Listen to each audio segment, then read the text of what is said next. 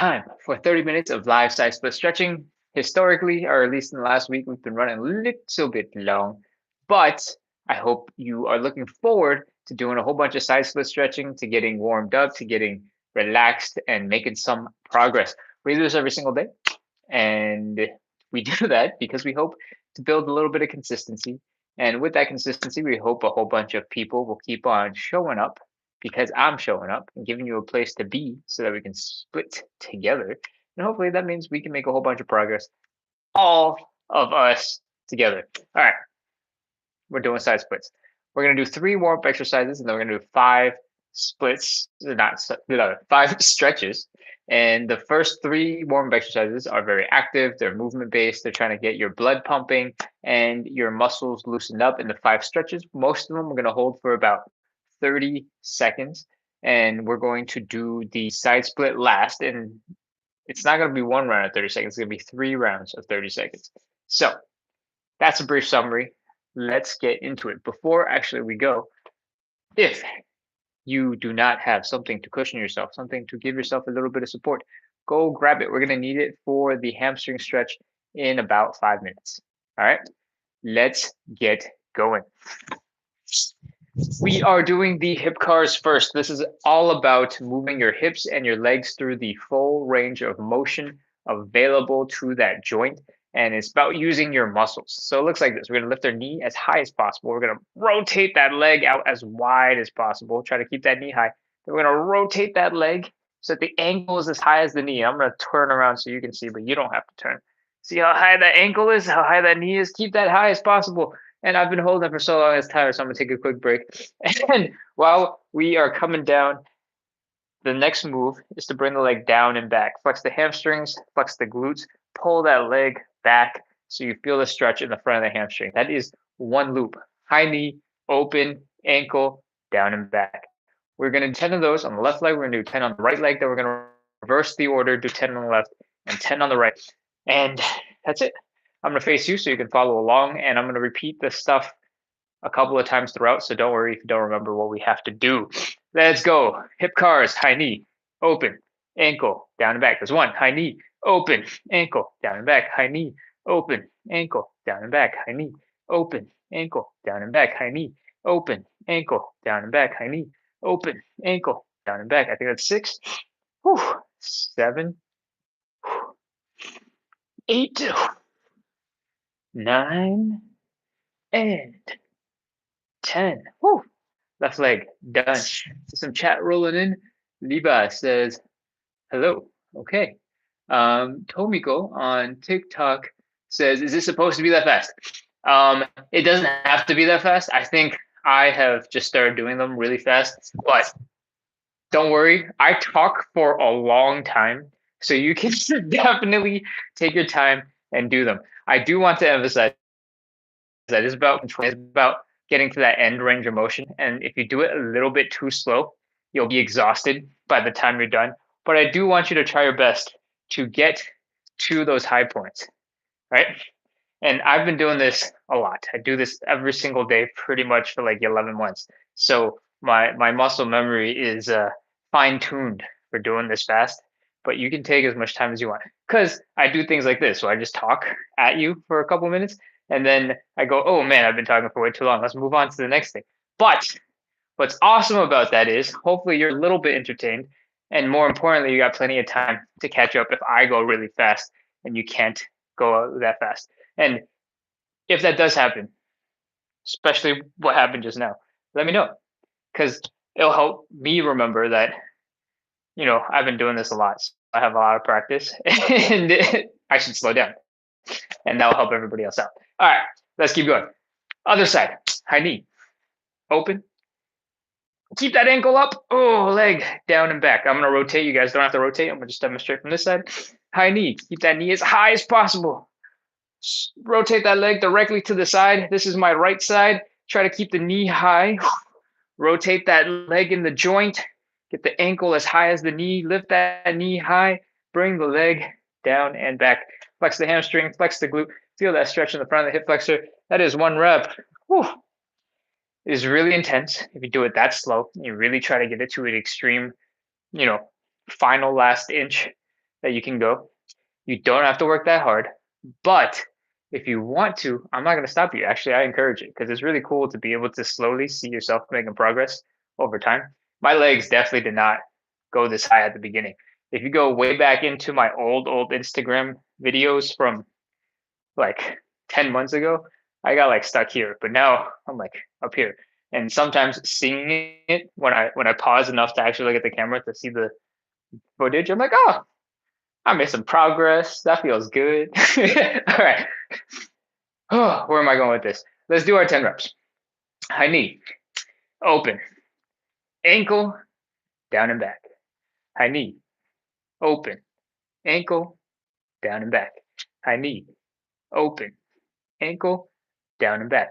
The slower you go, the more tired this hip is going to end up being because it's helping you balance while your body is kind of like doing all this other crazy stuff. And so there's a nice balancing game of actually staying balanced, but also which muscles get more tired first. It's 6, 7. I don't have anything to hold on to, so I'm just going to suffer. But you can always grab a chair, a stool. You can always take a little bit of a break. Like I said, I talk so much explaining a whole bunch of stuff.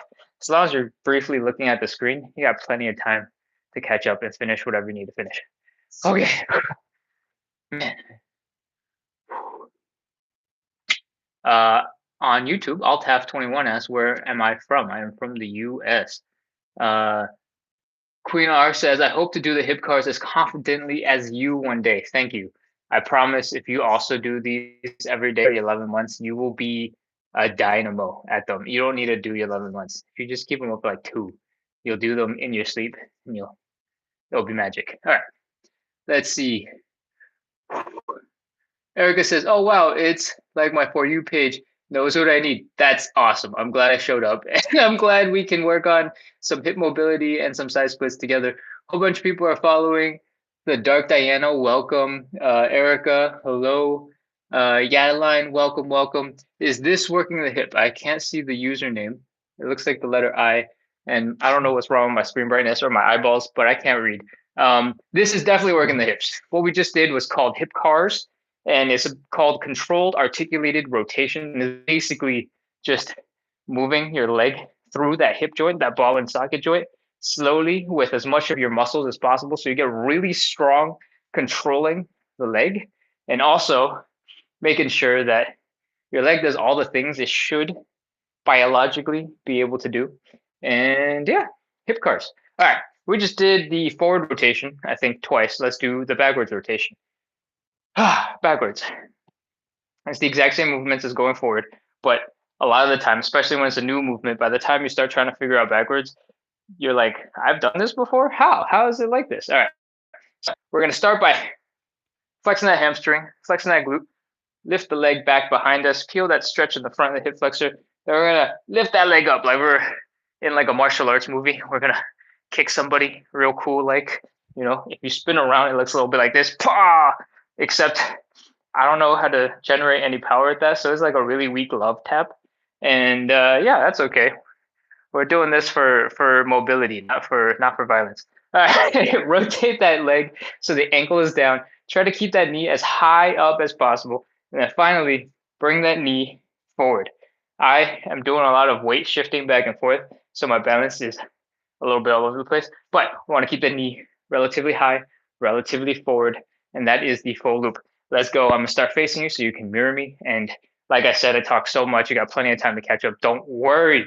Back, side, ankle, knee, back, side, ankle, knee, back, side, ankle, knee, back, side, ankle, knee. I think that's 4, maybe 5. Side, ankle, knee, back, side, ankle, knee, back, side, ankle, knee. I just realized that my hand, this also left arm, like moves in a pattern to counterbalance my leg. And as soon as I started thinking about it, I can't remember how to do anything, and I have completely lost all balance. So I'm just gonna stop thinking about it. I think we've done 10, but here's the last one for good measure. And let's continue with the other leg. Again, back, flex the hamstring, flex the glutes. Lift directly up to the side like you're kicking somebody in a really cool martial arts movie. Pull. You're probably not going to have any power because you're just desperately trying to keep that leg as high as possible. Keep that ankle high, keep that knee high. Then rotate the leg so the knee is as high as possible. But if you look at where I'm facing right now, that leg is directly out to the side. Finally, bring that knee to the front, keep it high, and that is 1 rep. Let's go. 10 more. Back, side, ankle, knee, back, side, ankle, knee, back, side, ankle, knee, back, side, ankle, knee, back, side. Ooh, off balance. Ankle, knee, back, side, ankle, knee, back, side, ankle, knee. I think that's 8. Correct me if I'm wrong. Actually, if you're struggling, you probably don't want to let me know if I'm wrong. Here's 10. All right, let's go. Oh, man, I talked a lot today, and I did them extra slow, so I'm struggling. All right. Whew. Where are we at? Riley says SLM. Hello. Thank you for welcoming people, Quinn. I appreciate it. Pancakes says that's hard. It is definitely hard. And it's hard because we're always trying to work our extreme range of motion, right? Like how often are you trying to lift your knee to the highest possible point you can lift your knee? Very rare. But that is probably like 10 times more likely than you trying to do this, right? Like point your knee to the left and lift it also as high as possible. Never happens. So those muscles at the extreme ranges tend to be a little bit weak, even if you're a really, really good athlete, right? If you're a soccer athlete, you're probably kicking and applying most of your force between here and here, right? Like when are you lifting your knee ever this high? So if you feel like these are challenging, it's totally normal. Is because we're trying to get the body to be really good at things that is typically not common. And we want them to be that way because we're trying to get skills that are uncommon. Not very many people can just drop into the splits, and that's what we're working towards, right? So even if you don't ever get the splits, by the time you've done all of these exercises and warmed up your body and gotten it prepared, you are going to be much, much, much better prepared for pretty much any type of movement, better than most of the population, right? That includes just sitting in a deep squat. And if you have grandkids or a pet that you want to pet and you just want to hang out here, that's something that having good hip mobility will be able to do. And having that extreme range of strength means if that pet, instead of being a tiny little baby white dog, became a really huge dog and it kind of ran at you at 30 miles per hour and it knocked you over, you know, if you're flexible and mobile enough, then you'll just be knocked over and it'll be a fun story instead of being really hurt and unhappy with yourself.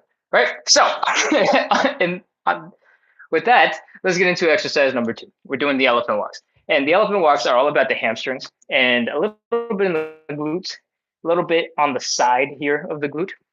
What we want to do is bring our belly button down. We want to make this L shape. If you're a little bit less flexible and you're a little higher up, that's totally fine. It's totally normal. If you're a little bit more flexible and you can get a little bit deeper, hang out there. That's great. We are trying to do a couple little pulses. We're just going to hang out and breathe for a little bit. I know we did a whole bunch of time doing hip cars. So maybe you're already warmed up, but the hip cars and the elephant walks are very different beasts.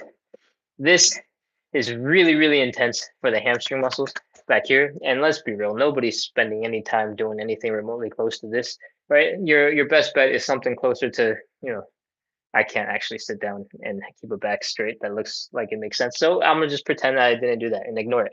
All right.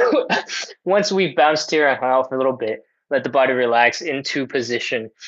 Want to remind you, take nice big deep breaths, especially if you're in a really intense stretch right now.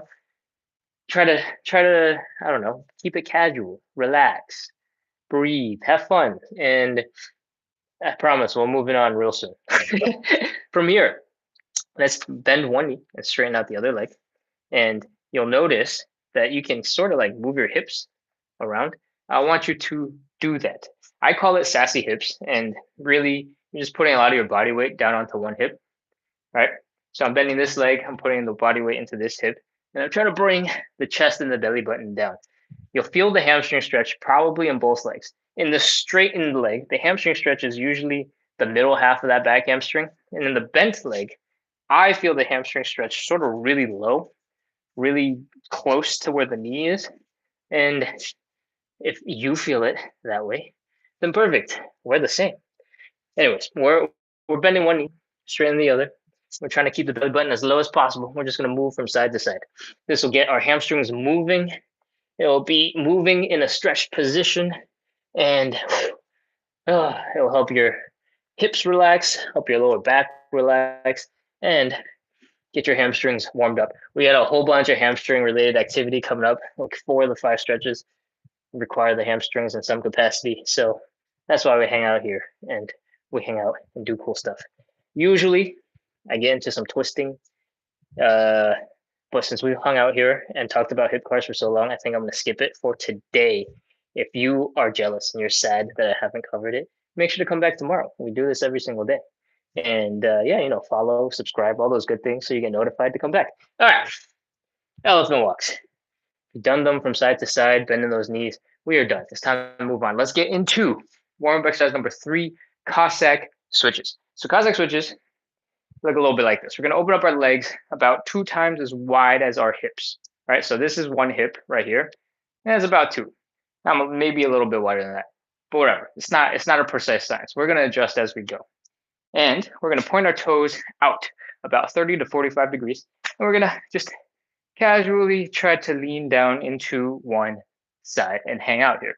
I want you to keep in mind that you should be feeling the stretch here in this Achilles tendon as you lean and bring your knee forward. You should be feeling pressure in the front of that ankle because it's going, whoa, there's a lot of pressure. I've probably not put this much weight into this leg in a long time or ever. Maybe since I was a 3-year-old baby. And right here in the hip, these are the 3 parts that should be feeling a lot of the pressure right now. If your knee is pretty high up because you can't lean in, you don't have the ankle mobility yet, your quad is probably firing to keep you standing up because it's like basically just holding a squat in the air, right? So what I want you to do is try to make sure your knee and your toes stay in the same line when you're leaning into it, all right? I've rotated my whole body 90 degrees so you can see it directly off to the side, but you should be able to keep your knee over your toes at any angle. So this is me facing you with my knees and toes. Now I'm turning this way, turning that way, I'm turning this way. More or less, the knees are over the toes. So try your best to keep them from doing this, to keep your knee from going in and having your toe sort of staying here, or the opposite, which is having your knee go out that way and having your toes stay here. The reason for that is it puts a lot of strain on your knee muscles, and that's not what we're working on. There's a time and a place to strengthen all the muscles around the knee, especially if you have achy knees and you want to make sure that you can keep mobile. It's definitely stuff you want to work on. But we're doing side splits. That's not what we're doing. So don't put yourself in a risky position with all of your body weight into your leg unless you're really prepared. That's it. That was a lot of over explanation, but I think there's a bunch of people on. So I wanted to throw all that information out there in case I never see you again. But if you're having fun, you like the information, make sure to follow and subscribe and keep coming back. And then I'll just really be oversharing. All right. Here, we're hanging out for a little bit, and I ramble precisely because I want you to hang out here for a little bit and get used to this position. And we want to keep it casual, right? It's my fault that you're hanging out here. It's not because we want to hang out here, but really we do. All right. Another note. Your heels down, your toes are up, and your knees are pointing up. Okay. This is called leg external rotation. We're going to need it in the side splits. And this would be neutral if your foot is down. Pointing your foot up is external leg rotation. Like I said, we're going to need it in the side splits. I'm pointing it out now. You don't have to remember anything. I'm going to talk about it later anyways. Now, let's get our butts to the other side and work on hanging out on that other side. You got options. You can put your hands down, support yourself, get over to the other side. If you're stronger, you can just come over. If you're really cool and strong, you can come up into a squat and come on over. Whatever way you want to come over, just come on and hang out on the other side.